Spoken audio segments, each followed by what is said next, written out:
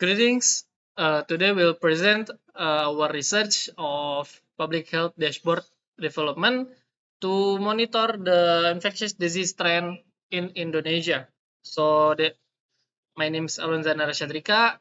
I'm taking the first two roles of the student roles, and then Farhan Hilmadiansyah is taking the third and fourth roles. Raden Dikanata Kusuma taking the fifth roles, and Muhammad Rehan Hafid is taking the sixth roles. And then we move to our base problem. So there are several infectious disease in Indonesia like TBC, dengue fever, and COVID-19. But although the government has publicly opened the data to the public, it seems very hard to understand the data or even analyze the data. Therefore, we set our goals to build interactive dashboard that present the infectious disease data in Indonesia that is very easy to understand. Then our second goal is to integrate the public health data from the open source to support national epidemiologic analysis. And the last one is to improve the transparency and public health literacy by providing the public infectious the access of infectious data. Di sini saya akan menjelaskan sistem desain. Kita mengambil konsep ETL atau Extract Transform Load. Extract ini bermaksud kita akan mengambil data mentah dari beberapa open source seperti data.go.id atau WHO. Setelah kita mendapatkan data mentah, lalu kita akan melakukan transform data mentah ini menjadi data yang konsisten. Dalam transform ini meliputi seperti menghilangkan nilai kosong, mengubah format tanggal, dan mengelompokkan berdasarkan tahun dan tempatnya. Setelah kita melakukan transform, lalu data ini akan di-load ke .csv, lalu akan menampilkan ke dashboard.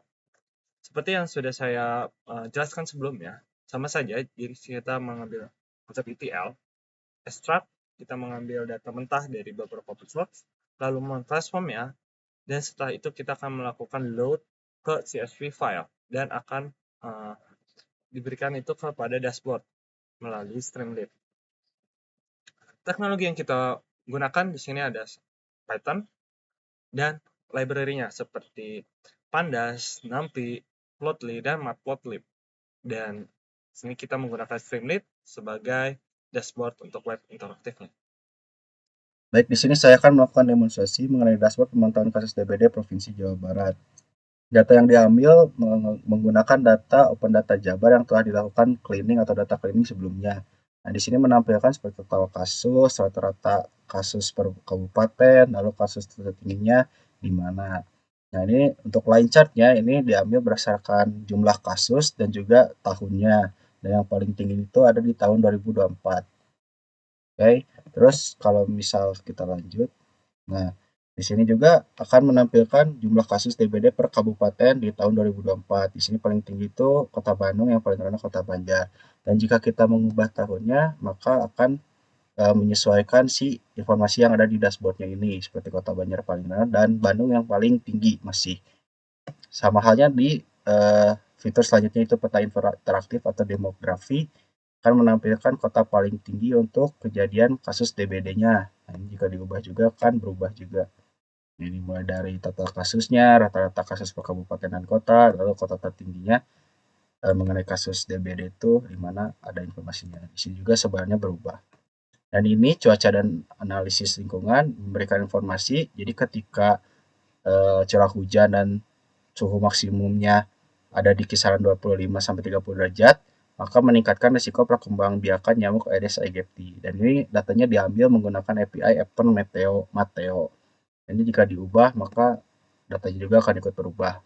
Mulai dari grafik, tren cuacanya, terus di data pada tabel juga berubah. Ini untuk Bekasi. Nah, untuk terakhir informasi kontak, dan kontak akan memberikan informasi mengenai penanganan dan pencegahan DBD, lalu memberikan informasi mengenai kontak darurat atau call center Dinas Kesehatan Jawa Barat, call center ambulans nasional, lalu WhatsApp dan juga website resminya. Nah, ini kondisi darurat.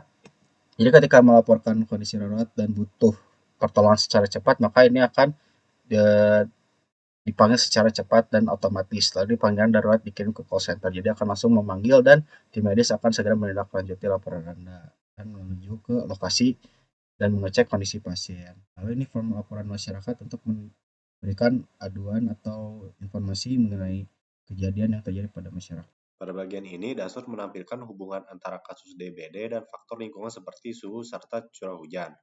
Di Kota Bandung, suhu rata-rata mencapai 27 derajat dan curah hujan sekitar 4,5 mm per jam. Kondisi ini sangat ideal bagi perkembangan nyamuk Aedes aegypti, sehingga risiko penyebaran DBD meningkat.